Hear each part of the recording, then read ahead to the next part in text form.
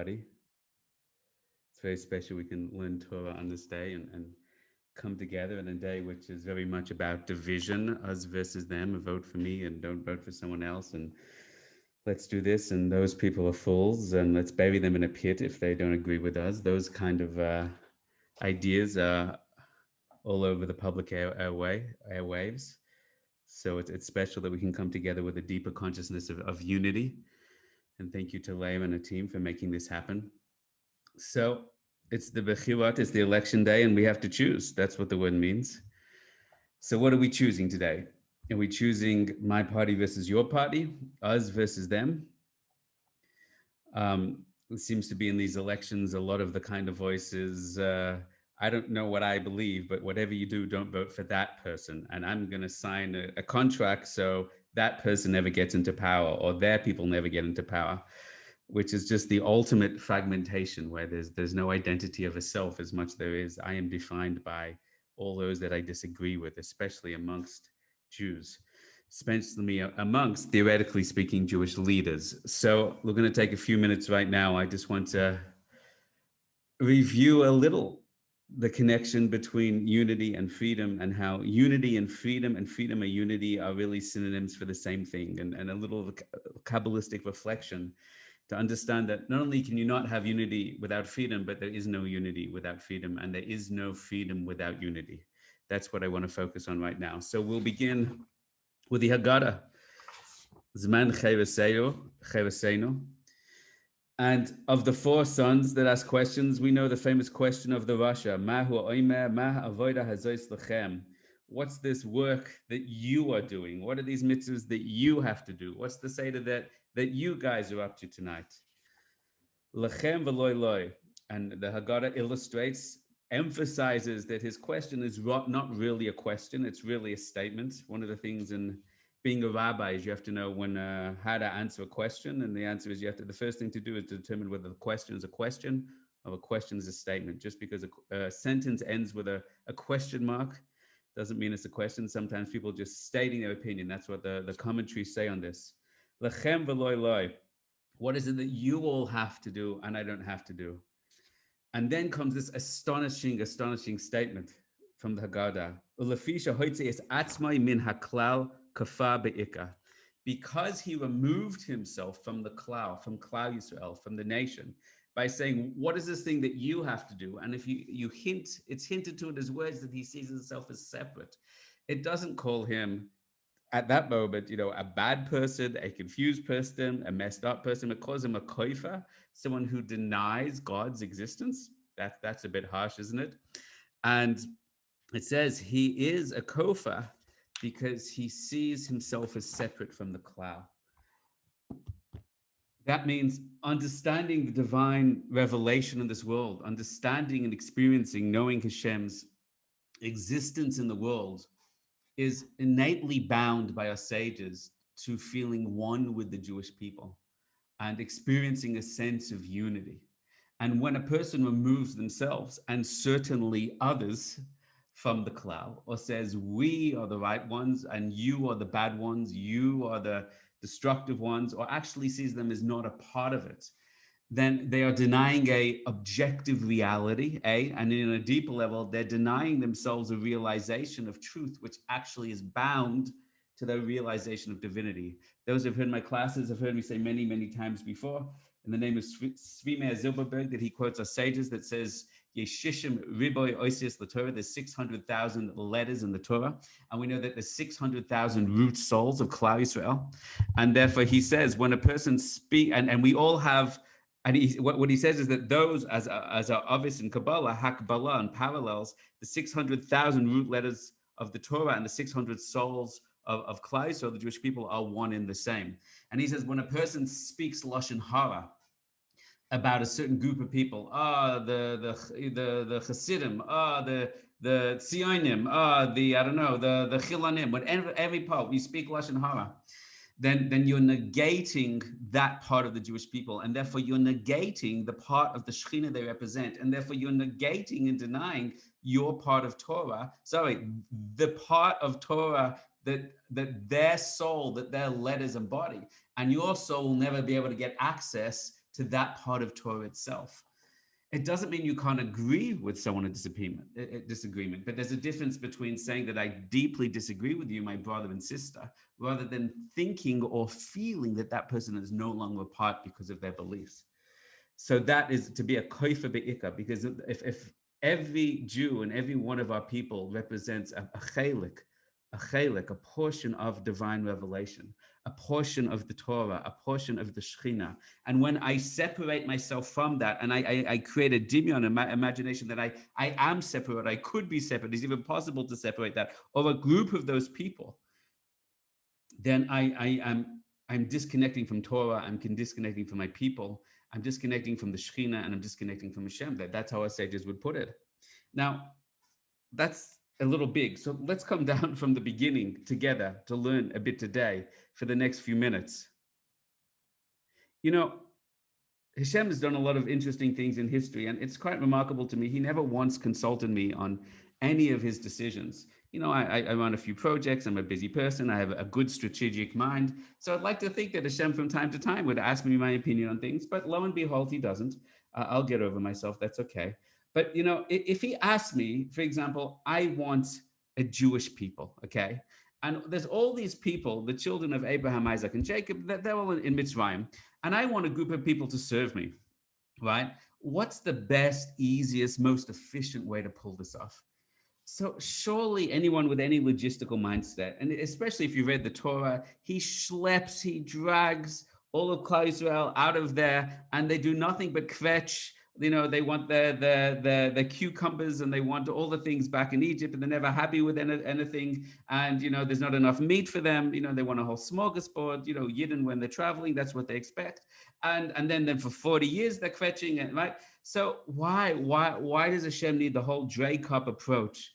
Hashem should have simply taken Moses, right? Moses already had a wife. Okay, maybe you need the mishpacha, Moses and Miriam, Aaron, the Bubi and the Zedi, they can come along as well. Take the minimum necessary to achieve the goal. Any strategist knows that. Take the holy ones. Maybe there were other Siddiqim. We know of other Siddiqim there, Yeshua ben Nun. Take along the Siddiqim, build a nation from there.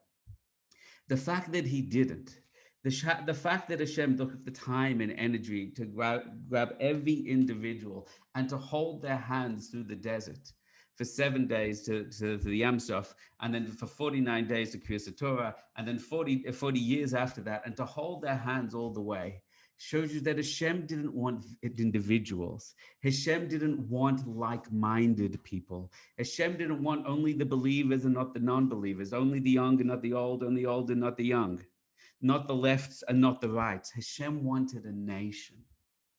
Hashem wanted an entire mass, an entire group. He wanted all of us and every single one of us and every single part of us. That's who he brought out at unbelievable expense.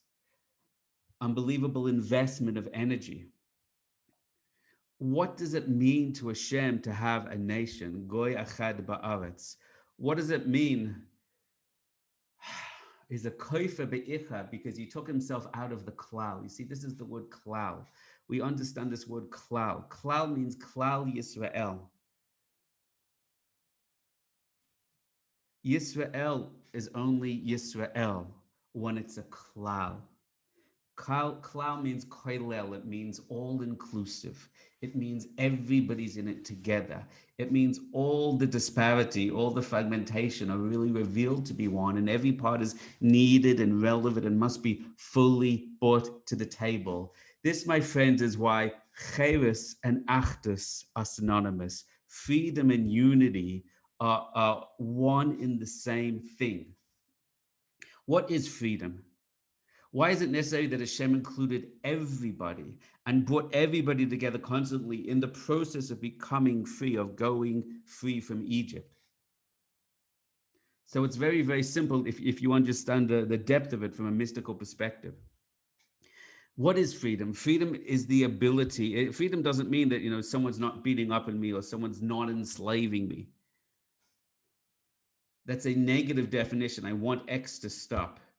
But freedom is much more. Freedom is the ability to be oneself and express oneself without hindrance. Freedom is the ability, it's the removal of all external constraints on a person's awareness of self, development of self, and expression of self.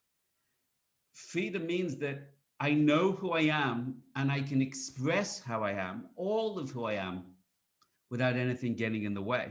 This is why expression is so key to Pesach. As we know, the Ariya says, we all know 1,000 times, that before the leaving of Egypt, speech was in exile. That's why Moshe Rabbeinu, Moses used to stutter, because there was no path between the inner soul, the depth of the soul, the depth of an infinite soul like himself. There was no connection between the inner depth of the world, the divinity of the world, and the external world. And bridges had to be built so that Moses could find a speech. Our sages teach us that at Matan Torah, when Hashem spoke a new reality into existence and gave expression to his truth, then Moses lost his stutter and was able to speak from that point. He said, stuttering. So what is fascinating to know that's why, Dibur was in exile, expression was in exile. Why? Because I was enslaved. I wasn't able to express myself because of my thoughts, because of my doubts, because of outside forces that knocked me, because of idol worshippers, because of all those historical factors at play. And the idea is that Pesach, as the Ari says, we all know, that the mouth was opened, Pei Ra, the negative forces stopped, attacked speech, attacked expression, attacked manifestation of divinity. So Klal Yisrael is the Shechina, is the Torah, as the Zohar says. And we are the revelation and expression of the divine message. And the ultimate divine message is Hashem Echad, that everything is one.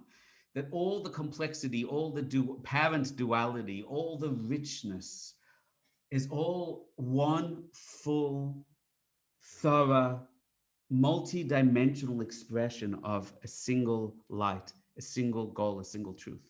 And we are the embodiment of that message of the world. So when Klal Yisrael went free, Hashem's mouth went free, Hashem's kind of voice box was unleashed and no longer restricted. And that is freedom. Now, let's break this down. On the next level, we have to understand that if freedom means that we are able to express ourselves without any restriction, without any limitation, without any resistance, we have to know that demands we express our whole self and our full nature. If some part of you is free, but another part of you is not free, another part of you enslaved, then you're never really free. If Moses would have left and Miriam would have left, if Hashem would have asked me for my Amaharat sticker opinion, I would have said, take out the best, leave the worst behind. But then the klal isn't free. There's no energetic freedom. The leaders are free, but the followers are left behind. The head is free, but the heart's left behind. The chesed is free, but the gevurah is left behind. So true freedom demands your whole self and your whole nature being brought to the table. If some part of you is free and some part of you is not free, that is not called true freedom. Am Yisrael, Klal Yisrael today is not really 12.5 million people. It's not really 14 million people, depending on which survey you trust and you take. We are really one soul. That's why we're called Klal Yisrael, the all-inclusive consciousness, the unified consciousness of all the full dimensions of our people. That's why we're called Knesset Yisrael. It's very interesting. Klal means Kolel Yisrael, means it includes everyone. Knesset Yisrael is the code name in the mystical writings. Knesset means the Knesset, the gathering of Yisrael. It's fascinating that every time we talk about our people, the language that's used in the Torah is always a language that is emphasizing all the separate multiple parts are really one. That's it. It's Klal Yisrael, Knesset Yisrael, right? So it's always emphasizing. That's why V'ahavta l'reicha kamocha. V'ahavta l'reicha kamocha is not just emphasizing you should love everybody, but it says emphasize the thing that you think is separate, the ra, the negative one, right? That's the word Raya, means the Ra, the thing that you think is bad. I'm voting for this group because they're great and their group are okay, but those people are terrible, evil. I hate those Jews. No, no, no, no. After the Reika, see the Ra, your friend, is actually called someone whose Raya, whose Ra is that you think is separate. The word Reish Ayin always means fragmentation from the whole. To Re'ein b'shevet barzel, it means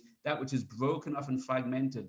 Koilel, that's also included. Knesset, that's also gathered, right? Vahafta l'recha kamocha. Vahafta is ava, is achdus, is one. See that's also unified. So this, my friends, is the essence of this key idea, that we are in essence separate pieces that are all unified as one. And when something becomes free, then all of it needs to be taken out of slavery, taken out of shibud, taken out of exile, taken out of loss of awareness of itself, of its value and its purpose. And for us to be free as a people, we have to feel that everybody's voice is heard, that everybody's voice is expressed, that everybody's voice is unified and comes together and works together. That is the secret, my friend. So in the Olam Katan, within a singular human consciousness. We know the Haggadah and the Torah tells us that there were three levels of enslavement. This is what the Siddiqim say. The Shem Mishmul and others discuss this. There were three levels of enslavement. There was Paro, there was the Mitzrim, and there was Elokeheb. There was the gods, the Egyptian gods. Hashem punishes Paro, Hashem punishes the Egyptians, and he punishes their gods. So the Shem Mishmul breaks this down into consciousness, at least the first two. He says Paro. So let's understand freedom and liberation in the form of unity within our own consciousness, if we can for a moment. So there are three things that fundamentally enslave me. The one is my false beliefs. When I believe something that isn't true, I believe I'm helpless or I'm useless. I believe that I'm a victim, right? I believe that I'm the most important person in the world. I believe that this is my destiny, where really something else is my destiny. This is called das de tuma, my false beliefs and broken beliefs about reality, about myself. They don't allow my true beliefs, my true knowledge, my das of kedusha to guide me in life. So many of the people that have a midlife crisis, they don't know about higher truth or meaning or spiritual development in life. And they live their lives till 40, 50, doing jobs that are empty, in relationships which are not based on anything, with no real depth, etc. And then they find that because they thought something was true, suddenly their heart and soul feels empty or vacuous. And like, where's the deeper meaning, connection? And there's like, because they bought into beliefs that weren't true, and that enslaves their true potential. That's number one. The second is the Mitzrim, the Egyptians. So Paro is the Aref, as we know, is the back of the neck, the false beliefs. That's the letters Paro. But the Mitzrim who work under Paro are the Midas Ra'as. They're the destructive midas, the destructive desires. They're what's called the clippers. And therefore, I have in my heart a desire for love. Every one of us has a part of our heart that desires love and connection and unity, and that's connected with pleasure, to see goodness, to see sweetness and everything, right? And I have a side of me of awe, of divine fear, of divine reverence, right? And what happens is my heart for love can love Klal Yisrael, can love Hashem, can love good deeds, can love building people, making the world a better place. But that love could also say, I love desire, and I love lust, and I love satiating my lust with certain things. My heart can have reverence and respect and humility of this heart of fear, of yira. But the heart could also be afraid of, what if the boss rejects me, and what if I'm a failure, and you know, all these kind of, what if I'm nothing, and just shame and embarrassment, which doesn't allow me to act in the world. Right? I can have an ego, I can have teferis, I can have covet, and I can say, I want to achieve things for Hashem, or I can say, I want to achieve all the things for me. So the negative, destructive parts of our heart, that's called the mitzvim, and they whip us into our avoda, into our lust and our fear and our ego, that we're enslaved to that constantly. And the gods of the Egyptians, so that's what we call it. I think that's called the secular world. That's called karma. That's called bad karma. It's the negative energy and the destructive angels we've created through our negative actions The gods of the Egyptians, Kabbalistically, really mean angels, angelic forces in the world, but they can be taken over and corrupted and channeled down bad. So through our negative spiritual beliefs and our negative spiritual energy that we've created, we have tumor around us. We have negative forces which are pushing us towards destinies that we don't really want to be a part of, because what we do is the energy we generate around us, and our sages call that angels, which take us in directions even though they're not what we want, and our lives become enslaved on all these three levels. And this, my friends, is the challenge, because if I want to become free, this is what I want to show you on a personal level. If I want to become free from all the destructive emotions and desires I have of the mitzvah of the heart, and free of all the destructive, self-sabotaging, false beliefs I have about reality, the paro in the head, and free from all the energetic forces that control me. It's not just enough to free my intellect, but not free my heart. It's not just enough that I feel passionate now about holy things, not about destructive things, but I'm still paranoid of social rejection. I need all my heart back, and all my covet back, and all my chesed back, and all my yira back, and all my nesach and hoid back. And I need not just my lave, I need a moichin, I need seichel as well. And not just a lave and a moichin, I need a neshama, I need chias, right? And I need emuna, and I need simcha, and I need kedusha, and I need all of that. So the more I am empowered to get all the dimensions of myself, the more I'm unified within myself, the more free I truly am, if you're following with me so far. So ultimate freedom is when I'm unified in myself and all parts of me are true to express their potential. That, my friends, is exactly true in the, not just in the Olam Katz, but the Olam Gadol. The truth is about the Jewish people, Baruch Hashem, we are merited, literally a literal, just a miracle. It's a miracle, but it's insane that we take it for granted to leave all of Klal Yisrael. I think it's the majority today, the Rov today, are living here in Eretz Israel. And this is what's called a parzuf. A parzuf is this idea of that we are all the diversity, even things that appear to go against Torah, even if Cook would emphasize that, are all different expressions, different dynamics of the unified soul of the Knesset, of the Klal, of the Koilel, of Yisrael. There are people that are voting today which are for religion. And there are people that are voting together that, why do the religious people need to tell us what to do? Why aren't people free to choose themselves and make the decisions? Now, as a Torah Jew, you can guess I'm pretty into Torah, I'm pretty into Judaism. But I have to tell you, as a Torah Jew, I also respect that people need to own their own decisions in life. And people need to be respected for who they are. And in some ways, in different ways, in different times, not in a political perspective, but in a deeper perspective, both of those are true and both of those have this place. There's people that are focused on the security of Israel, right? Let's kill all the Arabs and let's protect Israel as a holy land. And there's people that say, what do you mean? The Arabs, we have to have responsibility. We're so brutal as a people towards the Arabs. Surely we have to care about them to the point of, God forbid, putting their own people at risk. What's the Torah perspective? Of Torah perspective is, we know from the Pesach Seder, of course we want Eretz Israel.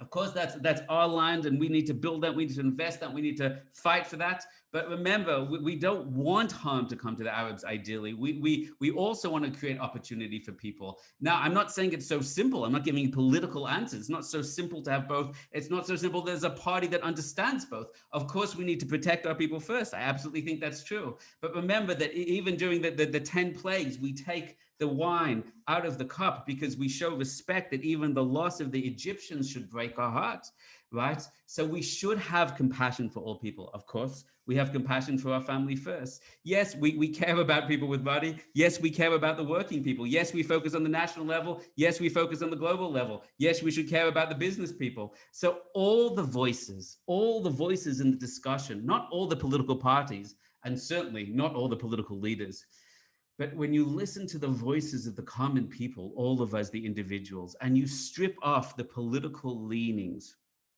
meaning this person's right, this person's wrong, and you listen to the Shekhinah in the heart of every single person, you hear constantly that there's something to respect there.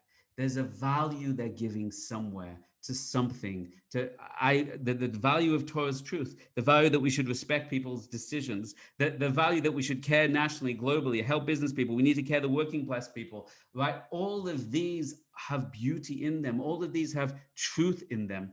All of these have a contribution in them, because The Shechina means that the secret of Klal Yisrael is that Hashem created something called the Parzuf, the world of Atzilus, which is all the different colors of Hashem are expressed.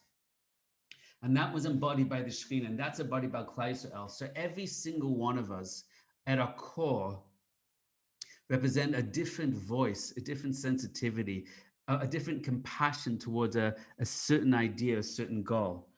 And every Jew in the world is a broken down chelik, chalakim of all those different parts of divine consciousness. Now, the goal is that we all connect to Hashem, ideally, and we all connect to the Torah, ideally, and that Torah is broad and deep in us that allows all of us to express our uniqueness within the context of expression of Hashem. And I'm not saying we live in that place right now where that's possible, but I am saying that when you listen to any individual, no matter who they vote, no matter what their priorities are, and you strip off the political expression, that's this politician, not this politician, I've always voted left, I've always voted right, and you listen, what are the things that trouble their heart? What are the things that they care about? I promise you, in most cases, almost all cases, you'll hear a gift of the Shekhinah, a voice of the Shekhinah, speaking to a priority, speaking to a point that it's caring about.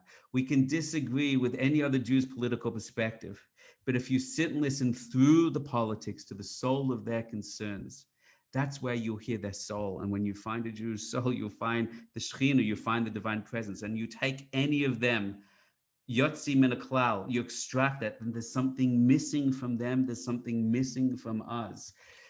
Every Jew is completing me. Every different perspective is completing me. Of course, there can be a better truth, a closer to Torah truth, a closer to Shem truth. That's what we have to find.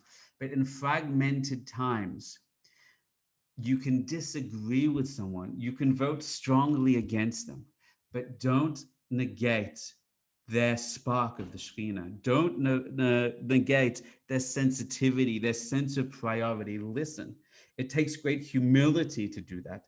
That's why the essence of unity, that the essence of freedom is all about eating matzah. Matzah is bittul, right? Matzahs are in the Kitvei Ari, they open us up to chokhmah consciousness. That's non-fragmented, non-dual consciousness is the word, where everything is perceived as one. Because when we get out of our egos, our ego perception of me versus you, then we enter into the realm of Elu ve'elu divrei Elokim chaim, as Rabbi Nachman discusses, that I can see that your matzah represents a machlokas shem shemayim. That means where there's differing opinions, but I can see each is revealing a part of Shemayim. Each is revealing a gift, a revelation of Hashem. And if I want to understand Hashem fully, then I need every single one. And that's the essence of bittul, because the eat matzahs is a bittul yesh, is when I nullify the ego, then I can see there's even a truth and a goodness and a contribution in yours. Even though I disagree with you, even though I think the Torah disagrees with you, I can still see there's a light you're reaching for that you may not know about. That's why the Chasam Sofer, my friend, says that matzah's numerical value is gematria 135. Right, 135 numerical value of the word kahal, which means community.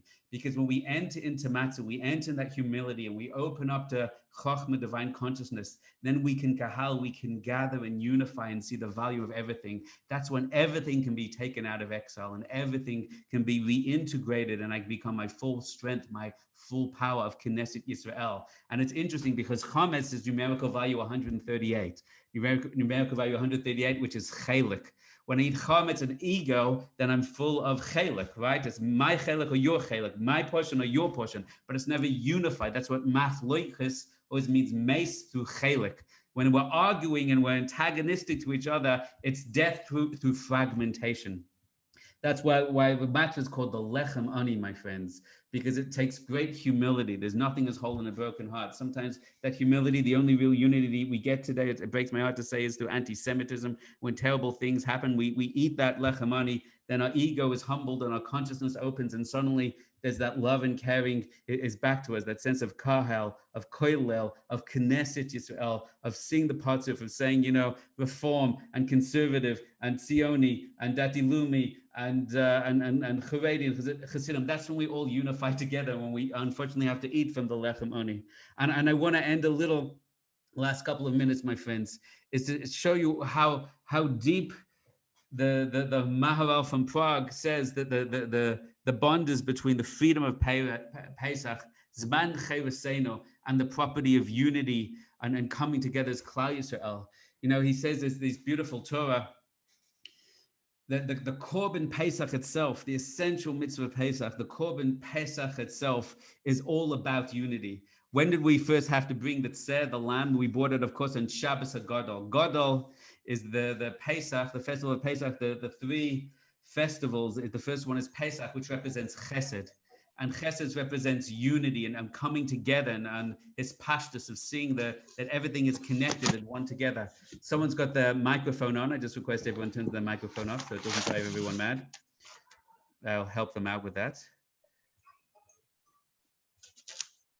1 second. I'm not actually controlling the system. Someone else can do that. Yehudis, maybe you can. I'll do this. Thank you. So here we go. So I just want to share this a beautiful, beautiful Torah from the Maharal Prague.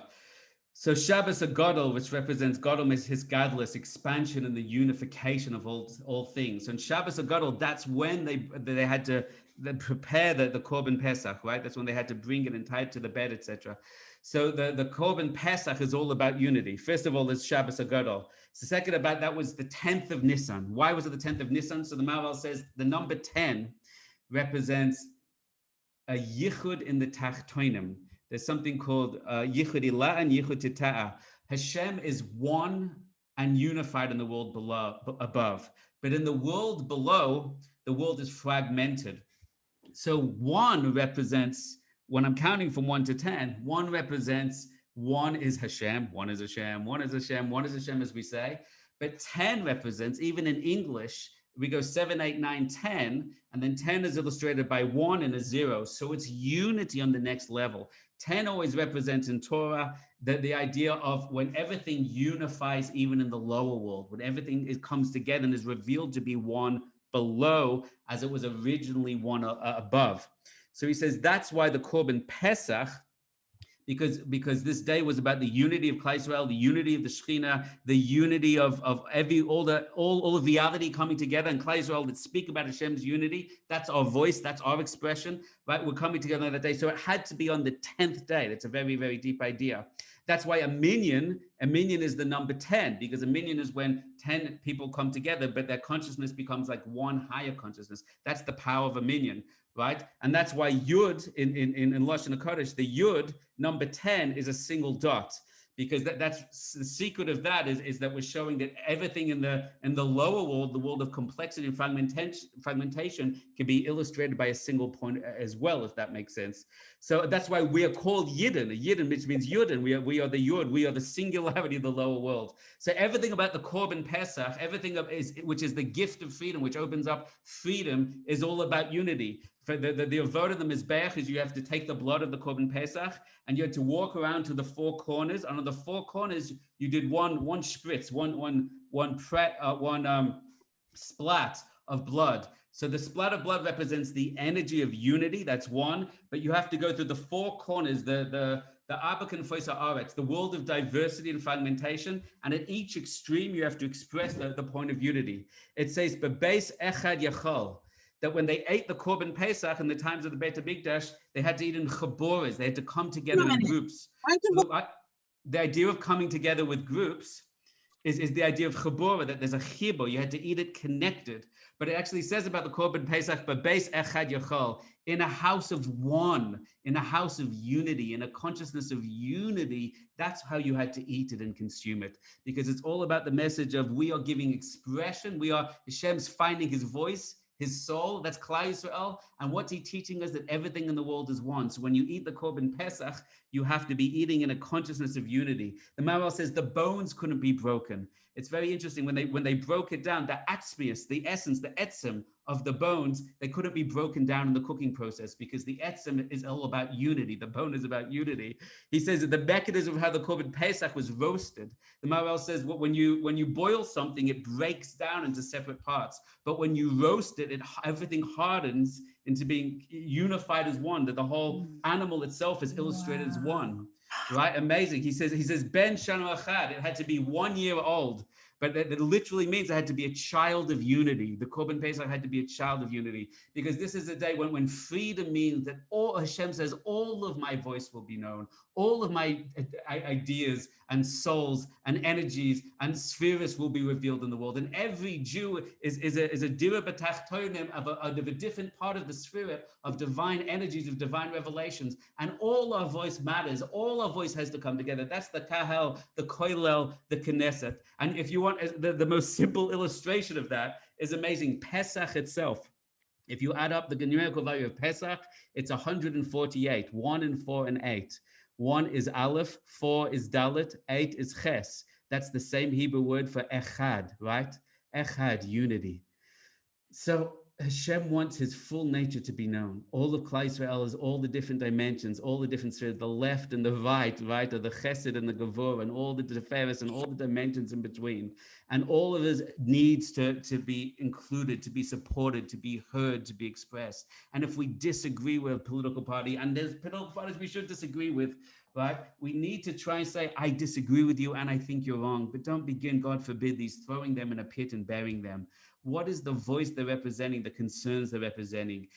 Pesach is all about emunah, it's all about das. It takes great emunah, great humility, the lechem ani, to see the non-dual consciousness. What is the truth that that group, that individual is concerned about speaking to? That's what it takes, that emunah, that das, that also came out of Egypt, to be able to see the goodness in everything, to create the unity in everything.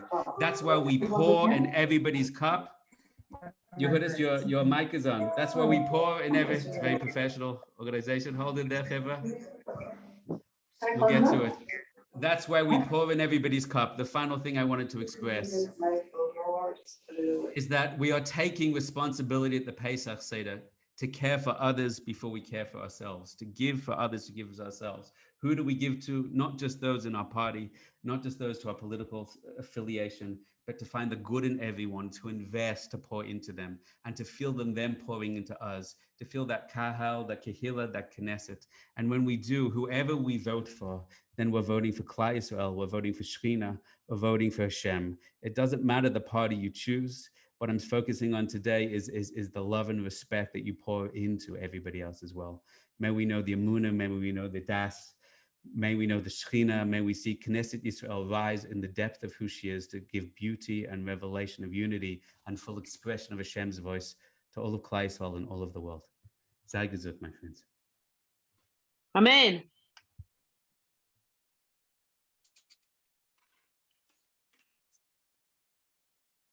I may write them down fast enough. Even if I don't agree with you, I agree with the light that you're trying to bring forth from Hashem to bring us all together. So thank you very much, Rabbi, and Chag Kasher V'Sameach.